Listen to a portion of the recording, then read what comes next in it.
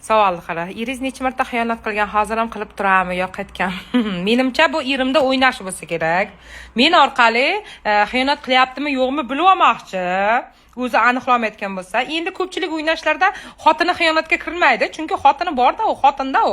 Xotin xiyonatga kirmaydi, lekin undan boshqa o'ynash qilsa, u xiyonatga kiradi. O'shalardan rashk qiladi, xotindan rashk qilmaydi.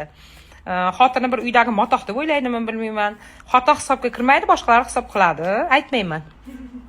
Aytmayman, kuyib bo'l, o'zing bilib ol kerak bo'lsa. Men bilganlarimni aytmayman senga. Intil izlan, o'zing bilib ol. Meni yerimga o'ynash bo'lgan bo'lsang, endi yerimni boshqa qizlardan qo'rish seni vazifang. Endi sen himoya qilasan yerimda. Men tinchgina baxtli hayotda, baxtli, shodon kulib, o'ynab yashayman. Yerim ham seni bilib qolmasligim uchun ko'nglimga qaraydi. Men baxtliman, men baxtli, senga aytmayman.